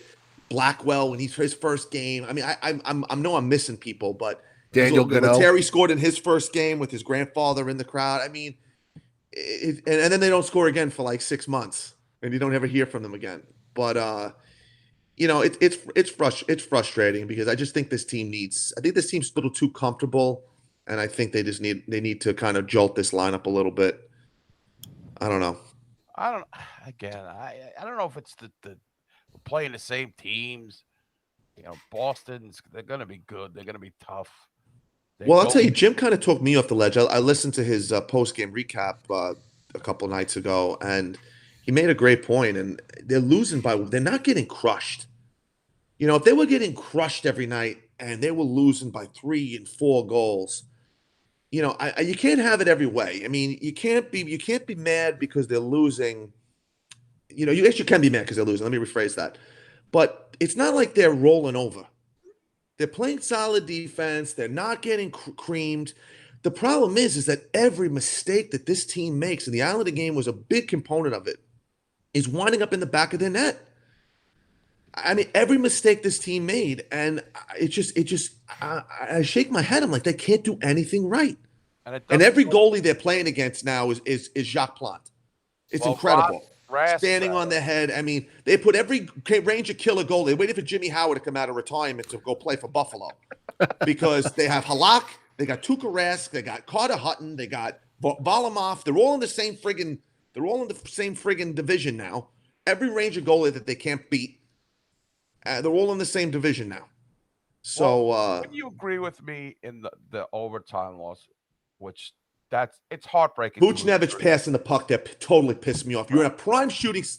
You have a. Why don't you shoot the puck there? You're trying to force a pass through. Listen, McAvoy made a great play, but why are you forcing a pass there? You have a guy back checking on you. He's given you the shot, and you force a pass. And they've done that all season. They forced passes all year. And the next thing the coach needs to do, and this is what I will take Quinn to the mat. You pass the puck in a prime scoring chance, you're not playing. And every guy that does it, they bench. And if you play 6 guys the rest of the game, so be it. He has to start doing that because they're passing up shots in the slot to pass it to a guy in the corner. I mean, all game we see it. All game. So that's where I will blame Quinn for that. They do it all the time. Watch next game how they have a prime spot in the center of the ice and they pass it to the side. It's stupid. It's maddening. Maddening. Thank you. That's the word I was looking for. Maddening to watch. But you will admit that Rask played really well. Oh, he did. He stole the game. But if I didn't watch Bruce Cassidy his post game, but his post game interview at the end should be like, "We only won because of our goalie." Period. They outplayed them for the most part of that game. So should I be as upset as I am then? I mean, the next game, Shesterkin lets in a bad goal, and they lose. Should I give up one goal? I mean, I understand it was a shit goal to a shitty player, and I want to get on that about MSG interviewing him at the end of the second period after he tried maliciously trying to elbow Igor during that period. Oh, yeah. That's another thing. Yeah. Who was that? Nick Ritchie. Yeah. Nick Ritchie. You see him stick his elbow out to try to get Igor Sejork in the head, and the MSG has the audacity to interview him between periods. As a Ranger fan, you really think I give a rat's ass what Nick Ritchie has to say, that doofy bastard that he is? Who interviewed him? Michelle Gingras, who she came out of the woodwork all of a sudden, too. This chick. Michelle, you should have punched him. She's terrible. I mean, she's terrible. She's a female Gianone. That's all she is. She's another stuffed shirt. No personality. I can't believe they did that. I cannot believe the Garden allowed this guy who's purposely tried to. Igor's a very mild-mannered guy. He's very focused. I never seen him get upset. That hairband. He knew. Yeah, I love that. You have to have the flow to do that. You can only pull it off if you have the flow. I mean, what? I don't need a hairband. I don't need it either. Anyway, but whatever. I just. No, that's a good call. I couldn't believe that. I mean, I was ready to. I mean, I don't know what you can do at that point, but I was just so aggravated. I actually wrote something on Twitter to the MSG people, like, how can you do that? I wonder if Dave Maloney, if he was there, would have done the interview. Probably not. And what do we care what a Boston Bruin thinks anyway? I can see if it was a guy that played for the Rangers. You want to hear his opinion. Oh, all right. I can't even think of anyone's on Boston right now that played for the Rangers. John Moore. You want to hear from him if he maybe got traded. That's what they used to do. They used to interview a guy that used to be a former Ranger and you hear what he wants to talk about. But to interview a guy that, do you really care? I mean, it's not even a region. It's a regional broadcast. It was on MSG. What do you really care what Nick Ritchie has to say? What I remember back in the old days was they would interview a Ranger after the first period and then an opposing player after the second period. But that's going back. They've kind of gotten away from that. You're right. They did. They used to do that. But they used to interview somebody of substance. Not a third line guy. I mean, they used to interview like the top guy on the team, one of the captains, an ex-Ranger, maybe the goalie. Not Nick Ritchie. I mean, anyone Zuki really the care cat. what this guy has to say. What? I see Zuki the cat causing trouble over there at the Geik household. Oh man, he doesn't like that Nick Ritchie. Oh, God, that totally pissed me off. And the fact that the Rangers didn't go after that guy, I would have. If I was on that team, I would have ran him through the boards. You try to take out our number one goalie with a cheap shot like that, and he made it seem like he did it on accident. Oh, and then Bill Jaffe defends it. Defended Marchand spearing Howden on a play. Oh, I remember when I tweeted him. I said, "Wow, you really became a homer since the Islanders canned you." And he tweeted me back some nonsense. I have to go back and look at it. But I like it. The BSU people messing with the media. Well, again, it's not like it used to be. If you would have done that to your young goalie, there would have been repercustions. Absolutely. Oh, that's the thing. Frustrating. All right, guys. Frustrating, but what would you say? I think it's frustrating and it's maddening, but I do see some progress. I think Kakos played well. Yeah, I think Kakos played well. I mean, they're just not finishing. And I guess I listen. I don't know what's worse: losing 6-4 or losing 1-0. I mean, I don't know. Yeah, I know. I really don't know. It's I just hate I don't losing. know. I don't know why I'm a Ranger fan. I hate losing, but the majority of my Listen, guys, the luck to me is about to turn because listen, did you ever in your wildest dreams think we wind winning 2 lotteries back to back? As a Ranger fan, going through all the heartache and all the problems and all the issues, jury 7.7 seconds, and all the nonsense that we've dealt with. I mean, you got to think the light's at the end of the tunnel because stuff like this doesn't happen to us. Right. Well, see, I think that having one of the top 2 picks 2 years in a row, and then neither one of them are performing all that well. I think that's pretty much the life I think that's the life we've gotten used to the last 45 years. And now people need to temper their enthusiasm too. I mean, they're not McDavid, they're not Austin Matthews, they're not Nathan McKinnon. Just give me go. I agree with Jim. Put him with Zibanejad and just let them play. Listen, I'm with you. I honestly think you have nothing left to lose. I think this is a punted season anyway, like I told you a week and a half ago. Just play the young kids and see what happens. And it's a 52 game season, right? 56, I believe. 56. Okay, so we're at 13 games. We're just about at the quarter pole. Mm-hmm. So I don't know what do you guys think? I mean, what have you seen? What positives that out have you for the last seen? hour and a half. Defense looks good. Goalie looks good. I felt like they weren't prepared for the season anyway. They came out, they looked like shit like the first 4 or 5 games. They've looked good, but they don't put the puck in the net. So that's my synopsis. So how do you cure that? Put the puck in the net. There we go. There you go. That's how you fix it. If this team collectively had 6 more goals scored, the record might be the complete opposite. Right. I mean, you look at the standings and they're last, right? They're last in the division. The other thing too is their goaltenders can't stop breakaways either anymore. I mean, I think Valaket had a statistic that Georgiev is 0 for 6 on breakaways. I mean, your goalie has to bail you out once in a while. And for everyone that wanted to kick Henrik Lundqvist out the door, we've been very spoiled. Yes, I agree. Very spoiled. And I know he hasn't been good the last 3 years, but we were spoiled for many years. We were very spoiled. And I'm not saying either of these guys, I'm not saying these guys aren't going to be good, but just goes to show you what a goaltender can do. And, maybe some better goaltending, they also might have had some better success. That Crosby goal in overtime was terrible. Yes, it was. Terrible goal. Yes. Terrible goal. So, anyway. All right, Rob. Enough of your time. Thank you for letting me vent, gentlemen. Hopefully you have good success tomorrow night, and I will talk to you guys soon, all right? All right, take it easy. Have a good night. Have a great night, guys. Thanks. Bye. Bye. All right. Costa or Matt Morello? Who do you want next? Let's go to Matt. We'll go to Matt. Hey. Matthias Nordstrom, what's going on? What's up, my friends? How are you? Matthias Nordstrom's a really good defenseman. Traded to LA, I'll take right? the compliment.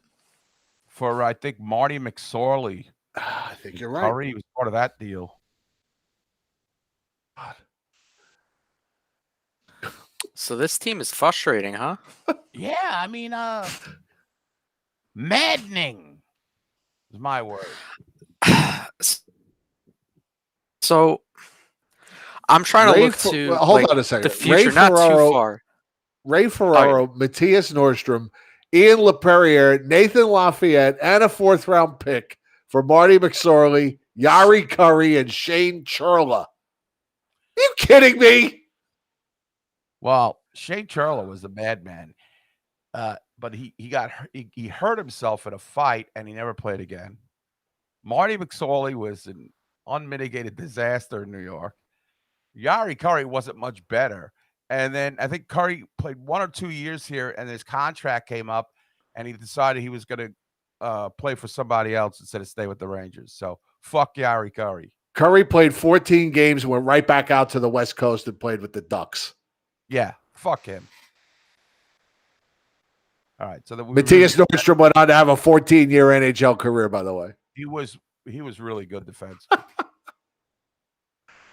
Holy shot fuck. blocking machine, as I remember. Sounds like a Ranger move.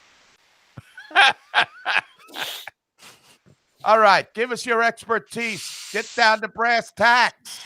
So I'm trying to look at it from the perspective of not the long-term future, but the immediate to distant future. And I know, I mean, I've talked to you guys for years. I'm not a guy that likes to bash the coach for the sake of bashing a coach until it's absolutely necessary. I wasn't a big Torts fan, but I only started to jump down the Fire Torts bandwagon at the very last minute when it became apparent, hey, he's got to go. I wasn't so get rid of Vigneault, but when it became we're doing a rebuild and he wasn't the right guy, then it was okay, let's get rid of him. I'm very in the middle on Quinn. I don't love him. I don't hate him. One of the things I can say that I'm a little iffy on, you know, Capo didn't have a great rookie year last year, but he's improved this year, but yet still not performing like a number 2 overall pick is supposed to. Lafreniere, it's literally the same story as Capo last year. And when you think about it, you go, well, okay, maybe Gordon didn't put the right team around. Maybe they're not putting either one of them on the right lines or with the right guys.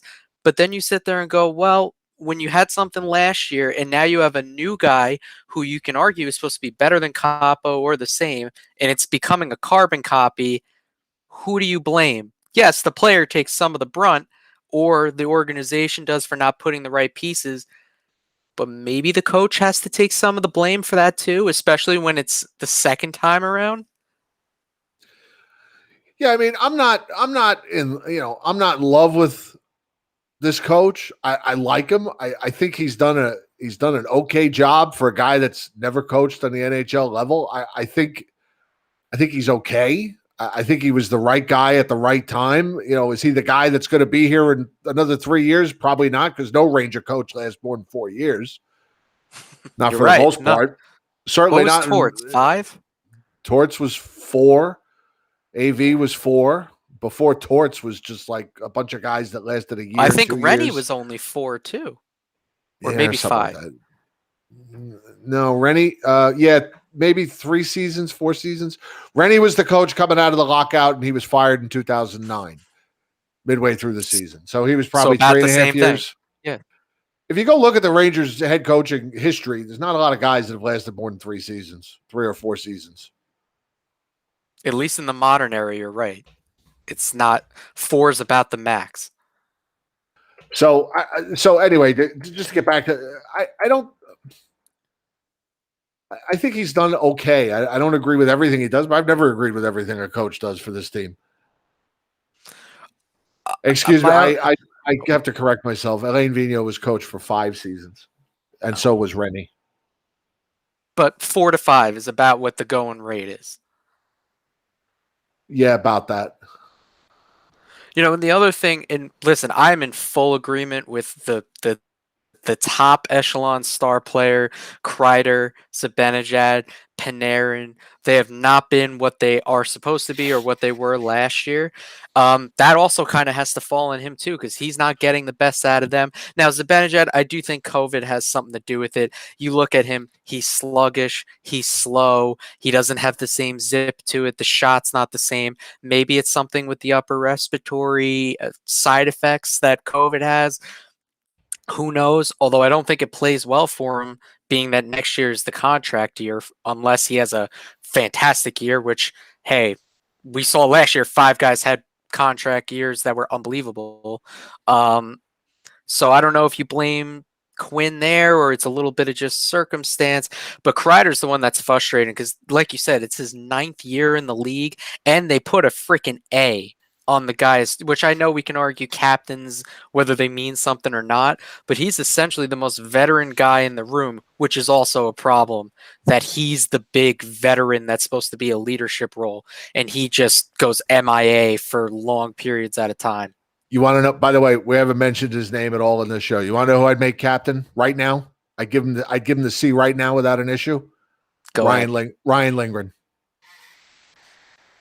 Why? Toughest There's guy on nobody the else. team. I'd give it to him in a heartbeat. Before anybody else on this team, give it to Ryan Lindgren. I honestly believe he's going to be captain someday. Well, you can argue Lafreniere, which Costa brings up all the time, and I actually agree with him.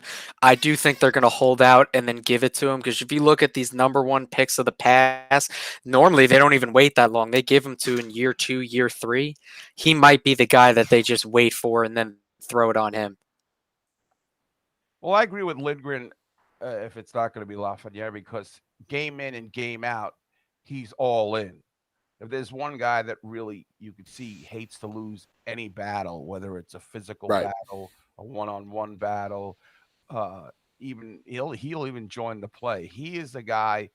He's a fierce competitor, and he leads. He's a leader. He leads by example. All right. So yeah, I definitely could agree with you there, and I agree with Lafreniere. And if you wanted to go kind of a Brian Leach route, which wasn't so successful, you could go with Adam Fox. Who is getting better and better. But I with Quinn, I like the fact his teams don't give up. That's a good quality to have. I just think I think it's still too early to start blaming the coach, because the circumstances are very unusual right now. You're playing the same teams. You're going up against good coaches. Most of these coaches have won a Stanley Cup, or their teams have won Stanley Cups. So it's tough. I mean, I don't want to be like, again, when I'm not there with him. I think it's more about the players. The players have to be accountable. Panarin has put up the points. I think people would probably take a task with that Panarin hasn't been playing well. But it's not always about the points. It's about, the level of plays. But he's played pretty well. But the other guys, the Trouba, it's just not getting any better for him. I mean, if he plays a game where he does nothing, I'm happy with it, rather than something bad. And that shouldn't be the bar for guys making that much money and came in with this much hoopla. He's the guy who's supposed to be adding something offensively, by the way. And haven't seen it. I haven't seen it at all. And only somewhat saw it last year. It was very on and off then. And that was what was supposed to be considered a okay year. Eddie, I hadn't realized that until you just mentioned it. Every coach in the Rangers division, in the Metamucil East or whatever, whoever the sponsor is, every coach with the exception of Kruger in Buffalo has either won or at least been to the Stanley Cup final. But do I think the Rangers have been severely outcoached? No. I just think there's been a lot of bad luck, and I hate to go with that, but there's been some bad goals. They've gotten some luck. That first Bruin game, the goals were not allowed on Boston's part. Might have been goals. They get a goal that counts, but they haven't really gotten a lot of bounces, and there's been a couple games where their goaltending has been terrible. But they haven't had a lot of puck luck. And I hate to go with that, but I'm not getting crazy with firing the coach right now. I will say he got out-coached in the bubble. And I know it was 3 games and it was wild, but that was an example of you're all in the same boat. You knew what was coming. You knew the opponent, and he looked like a deer in the headlights then. Now, I mean, that was last year. This is this year. It's a little more normal, although there's the nuances of it that make it different. I will maintain I'm in the middle. I'll admit I seesaw. I have the reactionary moments where on one night I'm on the side of, hey, I'm not really happy with him. There's other nights where I kind of go back to being neutral. I agree with you. I don't think he's going to be here long term. I think at some point, once they start to become more of a contender, you're going to get and don't put a gun to my head with the name, but a Laviolette-esque guy or someone that's a little more veteran known. And you saw it worked with AV, where when the team got older and was more veteran heavy, you get that type of guy, and it took them to the next level. I don't see him being around when the team becomes more contender like, which I think is a problem. This team needs some sort of a veteran that's a grizzled guy, only one, not 3 or 4 like we did in the Sather era, but there needs to be some gray haired guy in there. 3 or 4. There were 20 during the Sather era. Well, right. No, he's right. There has to be some leadership in the locker room. I agree. No, I said at the top of the show, there's not enough. I'm telling you, there's not enough guys on this team that hate to lose, or that just don't put up with the bullshit. You know, the DeAngelo thing, and I agree with Rock. I'm not bringing it up to bring it up for the sake of it, but that DeAngelo issue, whether it was last year, whether it was the start of this year, or 2 weeks ago, if there was a Marty St. Louis in there in that room, or even Bucky Tooth Richards from back then, that wouldn't have happened, or that would have stopped after incident number 1. There wouldn't have been an incident 2 or incident 3 or incident 4. But when Chris Kreider or Mika Zibanejad are your 2 older guys in the room, I hate to say it, but they're not going to sit there and say, hey, what the fuck are you doing? Right. Calm the F down. Mika's making, making music on his Pro Tools. And, yeah, he's making acid music that people trip out to in some dark alley. And Kreider's learning a new language. I mean, he's on chasing women, from what we've heard in the past. That was his favorite thing to do. Oh, really? So they're not the grizzled guys. You could have been nipped in the bud. But again, Marty St. Louis would have nipped that in the butt, or Brad Richards and St. Louis together, since they were the co-leaders of that team that went to the Cup, they would have stopped that. And I'm not going to even bring up Messier, because we all know that never would have. But more recently, those 2 guys, that wouldn't have happened. But this team doesn't have that. And not that I think Hank was the greatest leader in the world, because he would just sit there and yell at people.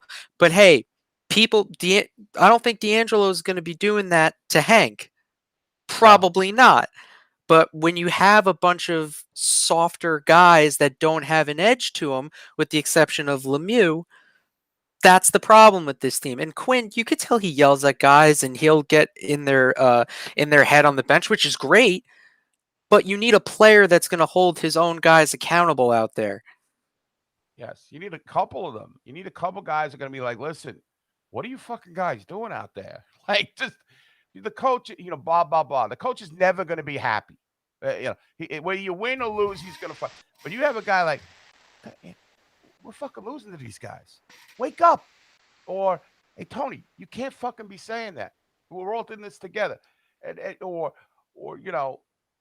Exactly. It's still not being addressed. The Rangers are happy with just being the youngest team in the NHL. They need some veterans in here. That's got to stop now. It's almost they're too kumbaya out there. You notice there's no riled up. Marchand, listen, I think he's a putz. I don't. I agree. He's one of those guys, when he's on your team, you love him, but the other 30-something fan bases and players and everybody don't. It's hard to find that, but maybe you just need someone who plays, but has skill. Lemieux is a great guy, but you're going to get maybe 3, 4, 5 goals out of him. The offense isn't going to be there, despite when they try to put him on the power play, which I think is a dumb idea. You need to find somebody who's going to have an edge but perform. Easier said than done, I understand, but the easiest thing you can do this offseason, or maybe at the trade deadline if you want to go do it then, find a grizzled vet that still has some battery in him, that's not at the dead end, that maybe you can get a 3-4 year window into. Brendan Shanahan would be a great example. He was solid for the 2-3 years he was here, and he gave you a good amount of goals and offensive production, but he was a leader for that team when they were on the way up. Yep. Yeah, very good point. Good point. All right, Matt, we're getting late. We got to get to Costa before we say goodnight. So we will talk to you really next quick. time. You asked about the tickets, how they were giving them out. So Yes. I found out from the Garden, and I don't know if this is 100% true or it's changed. They said in an email to me that the people who have season tickets are going to get them first, but on the condition of you have to renew for next year. Boy, they got some balls, don't they? They got some balls, man. So imagine sitting there going, hey, you got to get tested, which I know isn't their doing, but whatever. You got to get tested 72 hours before. I'm sure they're going to charge you a fortune for the tickets since there's only however many thousand people, but you have to commit to us for next year too. Wow. Total extortion. They care about the fan base. Right. Oh, yeah. It's all about the fans. They're so thoughtful, and hey, we haven't had you in a year. We want to welcome you back, but you got to commit to us next year too. Right. Special. What a team we root for. Help those idiots that came up with that. Well, thank you for bringing that information to us. Yes. Oh, no problem. Thanks, Matt. We'll talk to you next time. Have a good one, guys. Take care, You man. should see Costa off screen yelling to himself at this. I can only imagine. We'll talk to you later. Bye. Have a good one.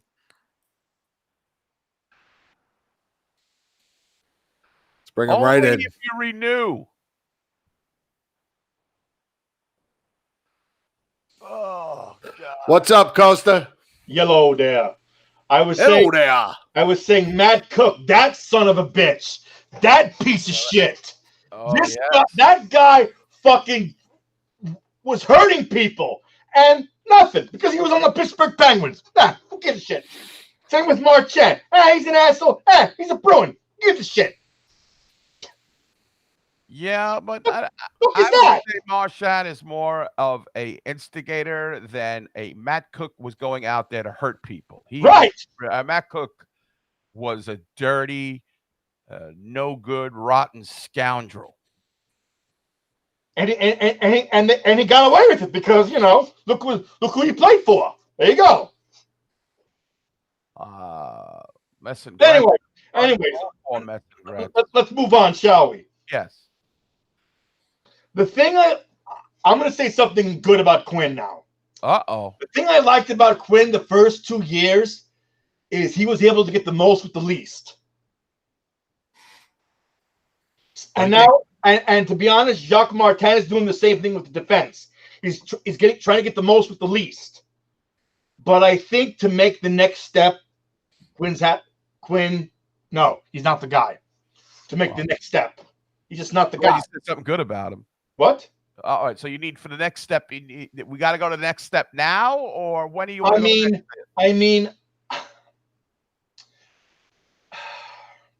everybody wants to know what's in that paper bag behind you, Costa. Oh, which bag? That white one has definitely donuts. The white one is Zeppelin's.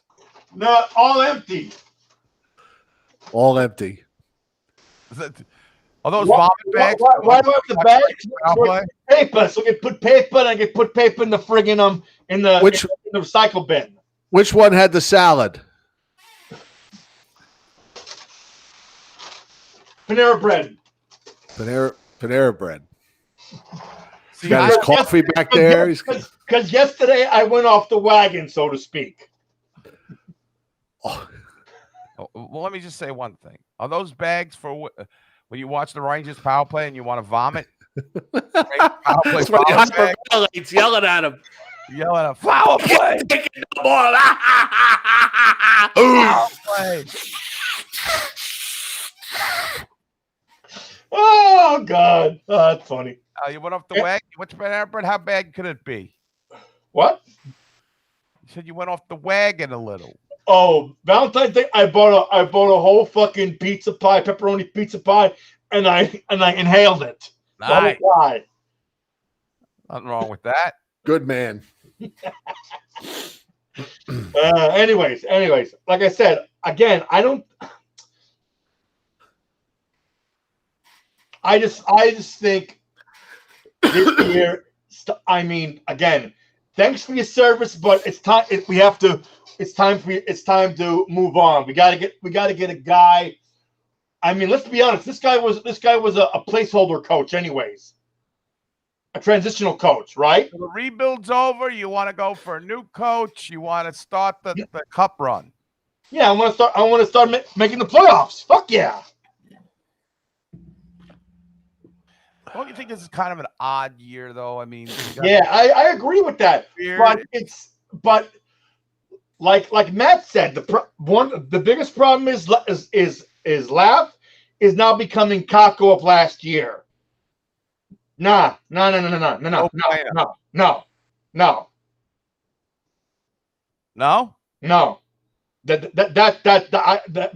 That I don't know. He's watching Jim. No, I mean that can't be. That we can't have that. We can't have that again. So if the Rangers get the first pick next year and the guy does nothing, I think you might be. I don't know. I've never been in this position before, having all these high picks. All I see is all these other young guys come into the league and they score. Now, you struggled last year. He's in the 8 games the Devils have played this year. He's looked pretty good. I mean, I don't know, my friend. I'm not with Fire Quinn yet. Not at all. Like, I mean, the defense, stellar. It's awesome.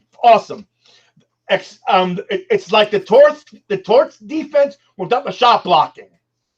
I agree with you there. I mean, Miller has been a fucking godsend. That guy is phenomenal. He's been fucking Lindgren and Fox. Think of a lesser version of Leach and Boom back in the day. Okay, I'll go for that. The poor man's Leach and Boom. Yeah, poor man's Leach and Boom. The poor man's Leach and Boom. Yeah, I agree with that. Yeah, oh yeah. I mean, you got all this talent coming up. You got Niles Lundqvist. You got Matt Robertson. You got all these. You got Brady Schneider, which that might have been. I think that was a wasted pick, but we'll see what happens. Chef Raw 54 brings up another bugaboo with me: is draft a center. God damn it, we need centers. I know that brings in your. That's why I put the be bad for. Well, they could do that this year when they get the lottery pick. The only problem is, like, the top 5 picks are all fucking defensemen. This is going to be a defenseman heavy draft. This one. I bet to see another a defenseman drafted next year. Like I said, if we can get that guy, what's his name? Starts with a B. Who was Brady Shea? What? Brady Shea? Okay. One of starts with a B. Beniers, who I think he plays for I think Michigan or Wisconsin. That he was on the U.S. team and they won the gold. They won the gold in the World Juniors. If we can get that guy, awesome. If we can get there's another guy called Kent Johnson. He's a very good centerman. Wow, your scouting abilities are of course parallel. And of course, you got that guy from Finland who was supposed to be this Bunda kid, and then he fell off the face of the earth. That's Capo Caco, right? No, no, he's a centerman. He's a centerman. Oh, okay. I think it's Antti Ratu or Antti, whatever his name is. Yeah, Steven would know that shit. Yeah. Wow. I'm sick of drafting the future is now. We got a whole team of 20-year-olds. Get a Grizzly veteran to get in that locker room and set these kids straight. These colleges pumping out all these soft kids. We need a Grizzle veteran to get in there. I'm telling you something. Tell me something. I said this many times. If we had a crystal ball last season and we knew that Laugh was gonna fall into our laps, I guarantee you we would not have signed Chris Kreider. Not a chance. Not a chance in holy hell. He'll wake up again, and then he'll go off our radar, and then he'll stink again and be on our radar. It's the same shit. And the same thing with fucking. I mean, I'll make a half a retraction about Mr. Trouba. Lately. Mr. Trouba. I mean, because the defense is playing very well, I'll give him a break. Little break here, a little bit, Because the unit is playing very well. Yes, sir. The unit of 6. All right, Costa. Always a pleasure hearing your musings. My wisdom, for lack of a better word. Yes, your hockey wisdom. Your musings. Yeah. I want to try to go to a game this year. I want to try so bad. I want to just give me one section all to myself, and I'll just go totally ape shit. I would love. I think the minute you opened your mouth, I think you'd have a section all to yourself. You would, and then security would escort him out. First penalty against the Rangers. Glasses! Glasses! And I'll be like, Attica. I would love to see that video be videotaped. I mean, all right. Until next time, folks. All right. Take care, Costa. Ciao, babe. Talk to you soon. Ciao, babe. Did he say? Ciao, babe. Well, another one in the books, almost 2 hours. Shows have gotten longer. Yeah. We'll have to do something about that. Well, no, I'm only kidding. You know, we're feeding comic material all over the interwebs now. So yes, I mean, people need. It takes longer to churn out these gems. Well, we covered it all. I can't believe we did 2 hours on 2 games. That's what we're here for, though, man. That's right. Where you're going to talk Ranger puck. It's Ranger catharsis. And plus, if you're in the chat room, you could be talking about something completely different than what we're talking about. Right. They have a good time in the chat room. Yes. The whole group, they're all very entertaining in there. Got to get called to re-up my subscription to the Rangers now. There it is. There's your call. So, Jim, you remember? That reminds me. Remember last year, before last season, Jen and I went down to Philly for the Rangers Flyers preseason game. Look at this email I get today.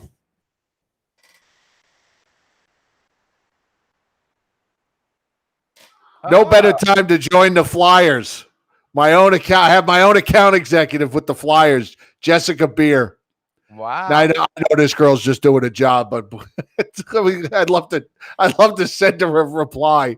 Let me tell you something, Jessica. I wouldn't invest money in your team, I'd rather have a to sit while I'm awake than right. Exactly. Yeah, exactly. I did it. The Blue Jackets. I must have went to a game in Columbus about 12 years ago. Right. I'm still getting emails from the Blue Jackets. So, anyway, I guess that's it. Did you shower they're talking in the chat room, did you shower Chris with flowers for Valentine's Day? Did I miss that? Yes, I went all out this year. Oh, I mean, very nice. I got the balloons, the flowers, the candies there. Very nice. I had a lot to be guilty for. So, no, I'm only kidding. Did you go out to dinner? No. No? No, we're saving my birthday is coming up in next week. Next 21st. Wednesday. Yeah. And, next Tuesday. Next Tuesday, and my father's birthday is on the 21st, and so we're gonna save the big event eating out for one thing. Gotcha. Because everybody's just living in fear. So. Gotcha. Yeah. So. But once I get the 2 shots, Jim, I'm going to be a social butterfly.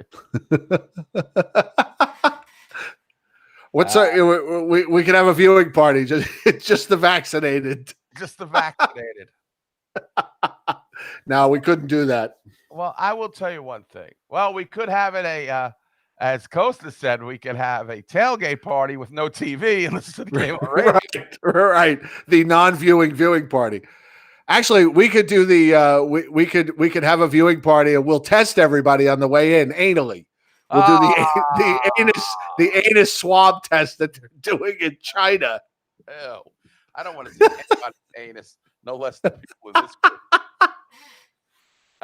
So what was I say? I got totally off track. I don't know what I was going to say, but I will say this: we can bounce back. Give me the schedule coming up, Jim. We the Devil Dogs tomorrow. Yes, but we have the Devils tomorrow. Now the schedule is subject to change, obviously because of COVID, but also there are a lot of rumors that the Flyers may get opted out of this Lake Tahoe game next weekend, and that the Rangers could get flexed in. So, which would rearrange the Rangers' schedule a little bit. But as the schedule stands now, it's Devils tomorrow, Flyers on Thursday, and Capitals Saturday and Sunday. Okay. So loss. Oh, no. As far as that, but we'll see. We'll succeed where others fail. Maybe the Rangers will turn us around. Come on. Never know. Hey, maybe they'll they get the Caps number now. Yeah. Maybe the Caps will be the only team they'll beat the rest of the year. So, don't the frustration of me or anybody else get to you. Rangers will take care of it eventually. I think they're going to have to break out of this. I don't know. I hope they do. That's all I can say. I think they'll get back to 500. So right. We'll see. Stay tuned, folks. Glad to see you. I love all the contributions in the chat room today. Numbers are exploding on the YouTubes, on the Apple Podcast, the Peapod, yes. All that. Don't forget to subscribe to the Blue Shirt Underground show on YouTube, too. That way you'll get notified whenever we go live. If you're not in our Facebook group, whatever. Post-game recaps by Jim Schmiedenberg. Really cool and entertaining every game. He's dedicated and he's medicated. So right, take care of all your Ranger needs post-game. All right. Thank you all for being here. We love you guys. Eddie, always a pleasure. Joe Fortunato, thanks for watching. We love you, buddy. Good night, everybody. Good night, Joey Pants.